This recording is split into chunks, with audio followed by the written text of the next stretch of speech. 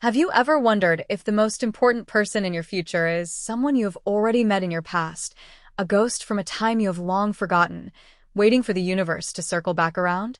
We walk through our lives assuming that time is a straight line, that the people we leave behind in childhood playgrounds and dusty classrooms stay there forever, frozen in sepia-toned memories. But sometimes, life has a way of folding back on itself like a map.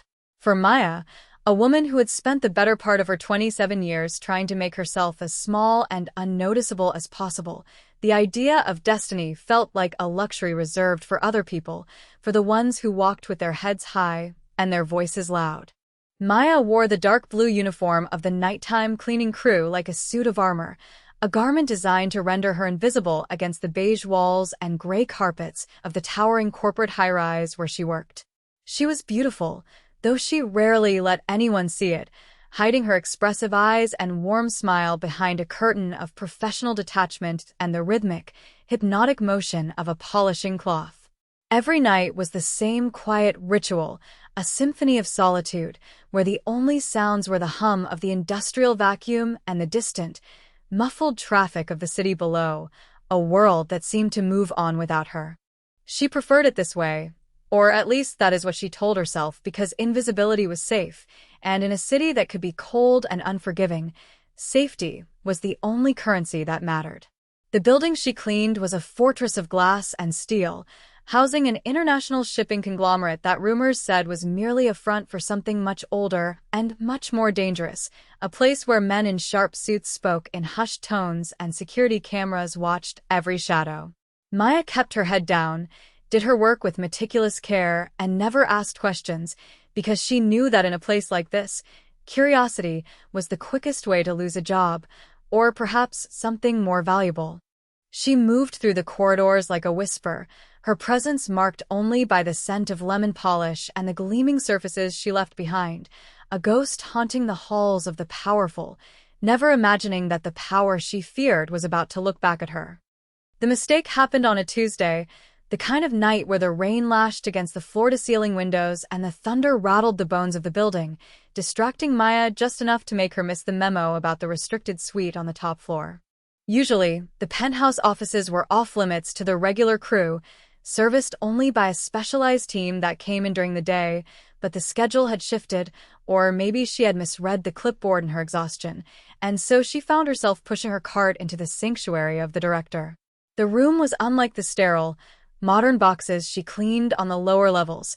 This space was a cavern of mahogany and leather, smelling of expensive tobacco, aged paper, and a sharp, clean cologne that triggered a vague, inexplicable familiarity in the back of her mind. It was imposing and masculine, a room that commanded respect even when it was empty, with a massive desk that looked more like a throne sitting before a panoramic view of the storm-drenched city skyline. Maya hesitated, her heart beating a little faster as the heavy door clicked shut behind her, sealing her in the silence, but her work ethic overrode her anxiety, and she began to dust, her hands moving with practiced grace over the bookshelves and the side tables. She reached the main desk, intending to quickly wipe down the surface and leave, but as she moved a stack of leather-bound files to clean the wood beneath, her hand brushed against a small, ornate silver frame that had been turned slightly inward, facing the chair where the director would sit. Curiosity, that dangerous impulse she always tried to suppress, made her tilt her head to see what kind of man ran an empire like this, expecting to see a photo of a stern father, a trophy wife, or perhaps a sleek yacht. Instead, what she saw made the blood drain from her face and her breath catch in her throat, her hand trembling so violently that she almost knocked the heavy frame onto the glass surface of the desk. The photo was old, the colors faded into the soft, nostalgic hues of the late 90s, capturing two children sitting on a rusted swing set in a sun-drenched park, sharing a melting vanilla ice cream cone. One child was a young Korean boy with a serious expression and a Band-Aid on his knee, and the other was a little African-American girl with braids and a gap-toothed smile, laughing at the camera with a joy that Maya had not felt in years. She knew that smile because she saw the ghost of it in the mirror every morning. The girl in the photo was her, And the boy was a memory she had buried under decades of survival and struggle, a childhood friend named Ji-hoon whom she hadn't seen since the day the social workers came. Panic is a cold thing, a sudden douse of ice water that sharpens the senses even as it clouds the judgment, and for a moment, Maya stood frozen in the center of the lion's den, the silver frame burning in her vision like a warning flare. Why did the director of a shadowy international syndicate, a man rumored to have connections to the Korean Mafia, have a picture of a poor foster kid on his desk? The implications spiraled through her mind, terrifying and nonsensical, clashing with the mundane reality of her vacuum cleaner and her spray bottles. She carefully, agonizingly slowly, placed the frame back exactly as she had found it, ensuring the angle was precise, her heart hammering against her ribs like a trapped bird. She needed to leave. She needed to vanish. She needed to be anywhere but here, because if this man was who the whispers said he was, then being connected to him, even through a 20-year-old photograph, was dangerous.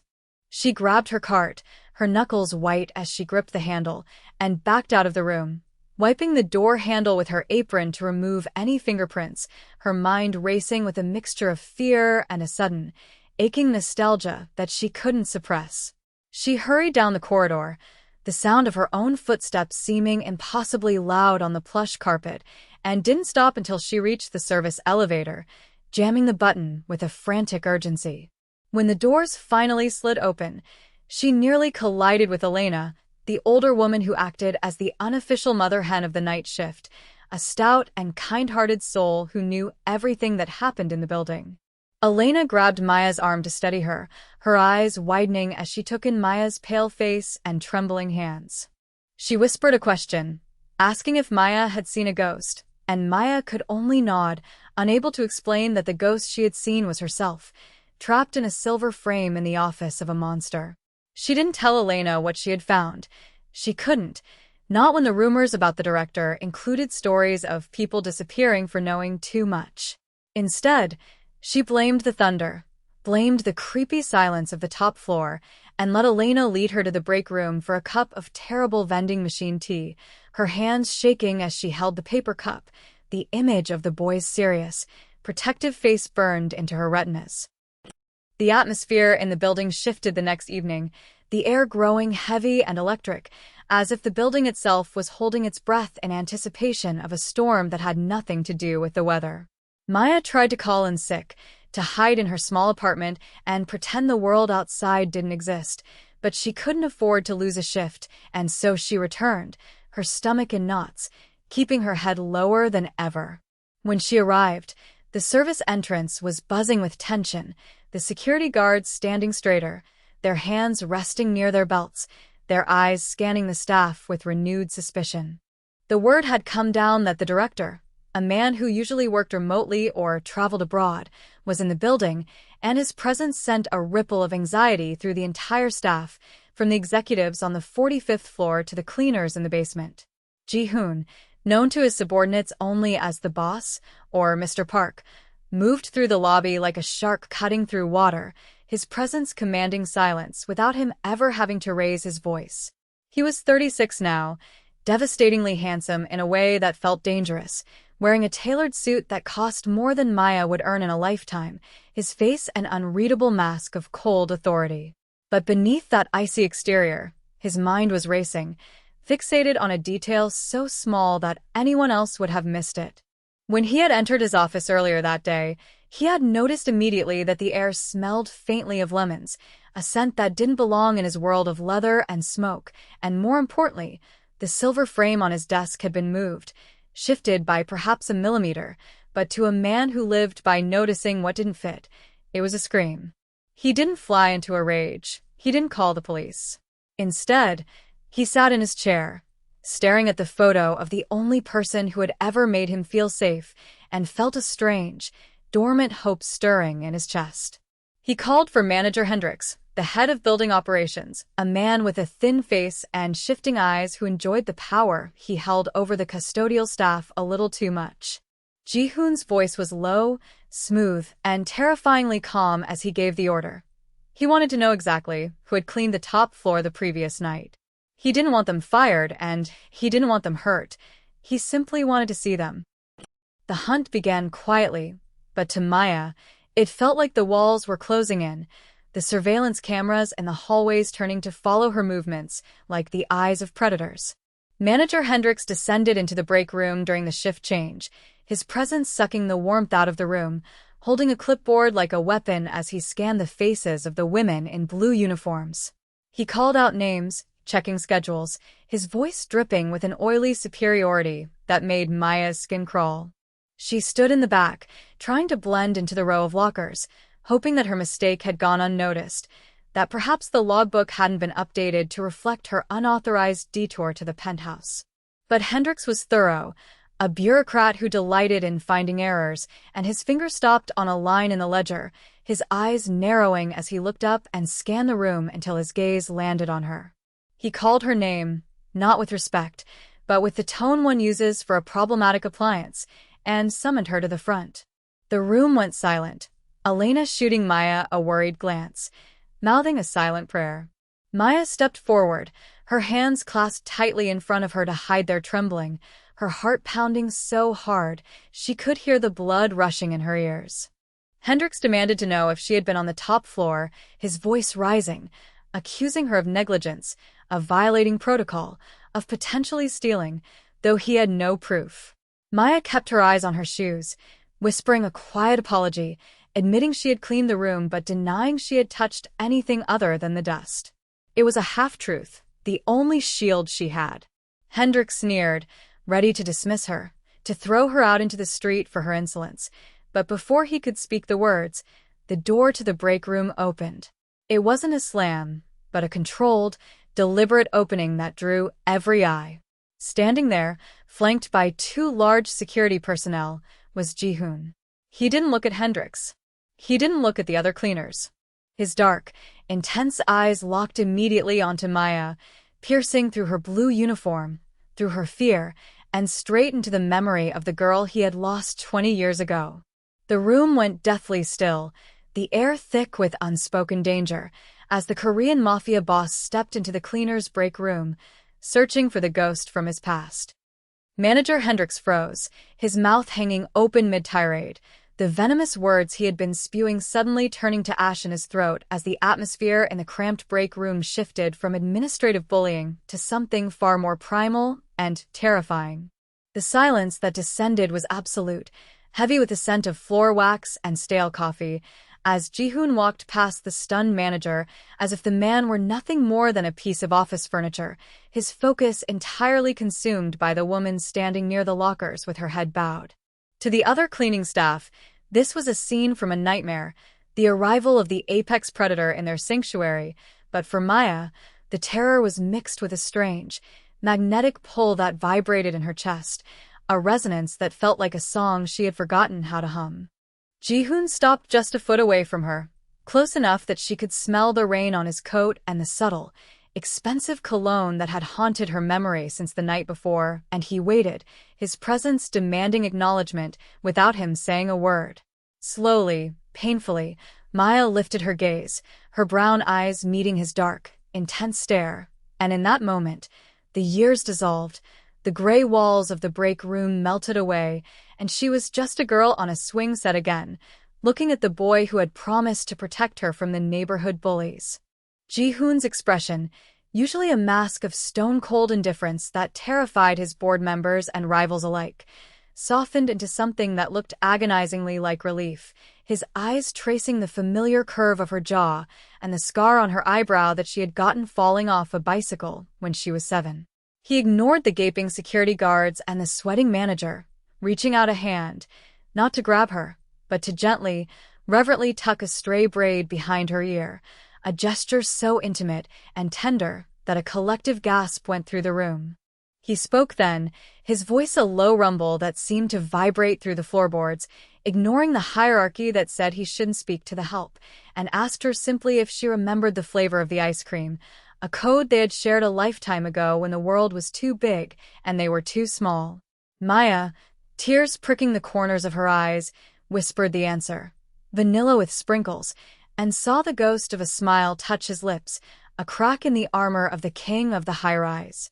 He turned then to Hendricks, the warmth vanishing instantly as he addressed the manager with a voice like a blade, informing him that he was never to speak to this woman with anything less than the respect due to a queen, leaving the manager stammering and pale as Ji-hoon gently placed a hand on the small of Maya's back and guided her out of the room, leading her away from the chemicals and the uniforms and into a world she thought she had lost forever.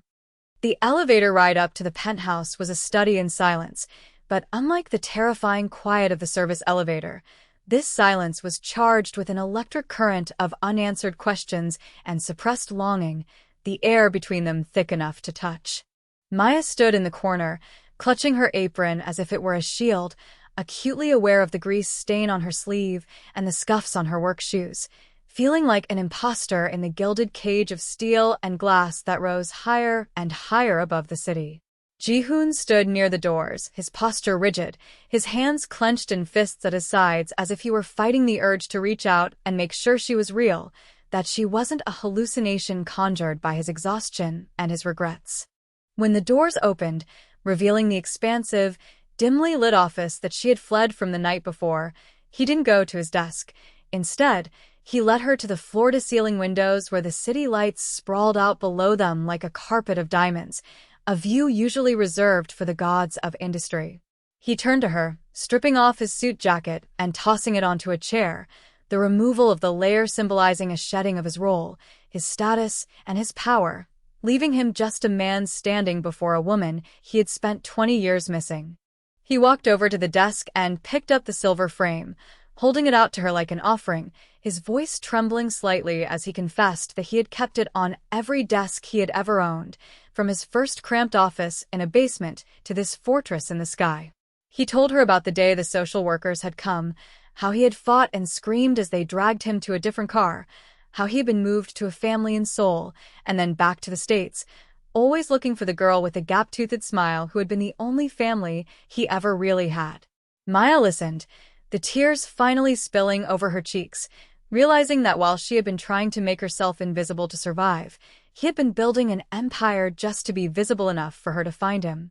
He stepped closer, his hand reaching out to wipe a tear from her cheek, his thumb rough against her skin, and told her that he didn't care about the dust or the uniform or the years that had passed. He only cared that the empty space in his life, the void that no amount of money or power could fill, was finally occupied. The romance of the moment wasn't in grand gestures or fireworks, but in the quiet, devastating intimacy of being known, of being seen completely by the one person who remembered who you were before the world told you who you had to be. But the world outside the penthouse windows was not as forgiving as the sanctuary they had created, and the ripples of their reunion began to spread through the building with the speed and toxicity of a virus. By the next morning, the rumor mill was churning with vicious efficiency, fueled by the jealousy of the administrative staff and the vindictive spite of manager Hendricks, who felt his authority crumbling and needed a scapegoat to restore his fragile ego. Whispers followed Maya through the corridors, sharp and cruel, suggesting that she was using her position to seduce the director, that she was a gold digger who had manipulated her way into the penthouse, stripping her of her dignity and reducing her life of hard work to a sordid office scandal. The atmosphere in the cleaning crew break room, once her place of refuge, turned cold and hostile, with even Elena looking at her with a mixture of pity and confusion, unable to reconcile the shy girl she knew with the woman who was now being chauffeured home in a black sedan. The threat escalated when a rival faction within the company, men who had long waited for a sign of weakness in Ji-hoon's armor, seized upon the rumors as a weapon, planning to use his distraction with a member of the cleaning staff as proof of his instability and lack of focus. They began to dig into Maya's background, looking for dirt, for debts, for anything they could use to leverage against him, turning her anonymity into a liability. Maya felt the pressure mounting, the heavy, suffocating weight of being a pawn in a game she didn't understand, and for a moment, the old instinct to run, to disappear into the shadows where it was safe, nearly overwhelmed her. She tried to tell Ji-hoon that it wasn't worth it, that she would leave the job and vanish so his reputation would remain intact, but he silenced her with a look of fierce, burning intensity. He found her in the library of the office, where she had retreated to hide from the glares of the secretaries, and took her hands in his grip iron tight. He told her that he had spent half his life building walls to keep people out, but he would burn the entire building to the ground before he let anyone make her feel small again. This wasn't just about affection. It was about defiance, about proving that the bond they shared was stronger than the artificial hierarchies of their world. And as he kissed her forehead, a protective promise sealed in the silence, Maya realized that for the first time in her life, she didn't have to be strong alone. The breaking point came 3 days later at the annual Shareholders' Gala, an event of opulent excess held in the building's grand ballroom, where the city's elite gathered to drink champagne and broker deals under the guise of charity.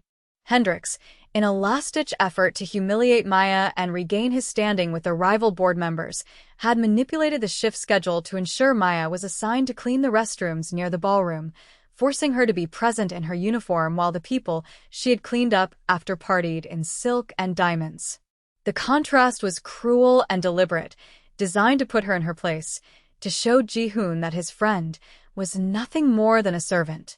As the night went on, a drunken board member, instigated by Hendricks, accidentally spilled a tray of red wine across the marble floor near the entrance and loudly summoned Maya to clean it up, snapping his fingers as if she were a dog. The music died down, the chatter stopped, and the room turned to watch the spectacle, the wealthy onlookers staring with detached amusement as Maya knelt with her rag, her face burning with shame, feeling the familiar sting of invisibility wrapping around her throat. She scrubbed at the wine, the red stain looking like blood on the white stone, wishing the floor would open up and swallow her whole.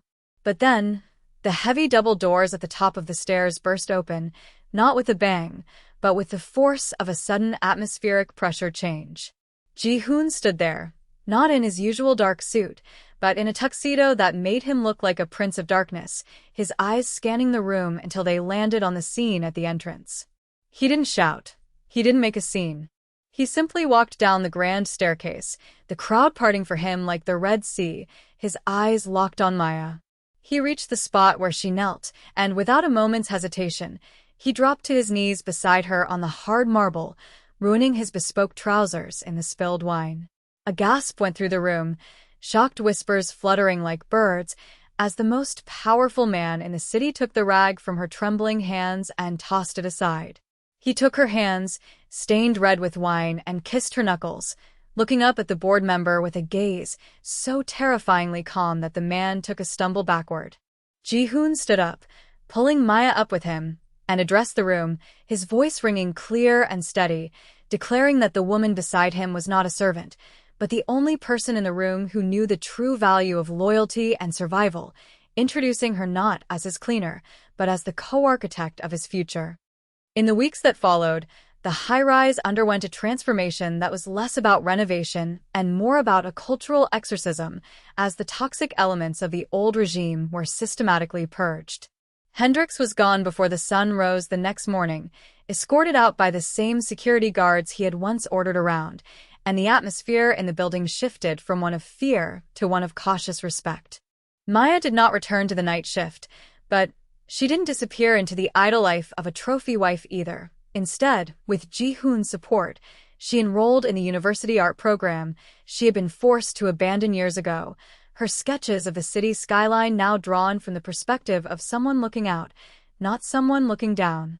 The romance between them deepened, not into a whirlwind of flashy dates, but into a steady, quiet rhythm of shared mornings and late-night conversations, a love built on the foundation of their shared scars.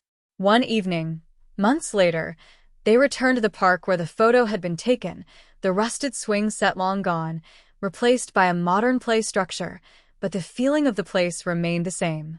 It was autumn, and the leaves were turning gold and crimson, crunching under their feet as they walked hand in hand, no longer a boss and a maid, but just a man and a woman who had survived the storm.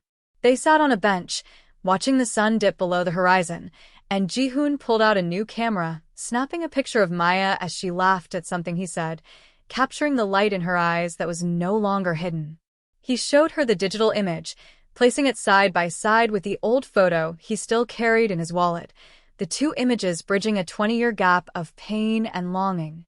Maya rested her head on his shoulder, the silence between them no longer filled with things unsaid, but with the comfortable peace of a promise kept.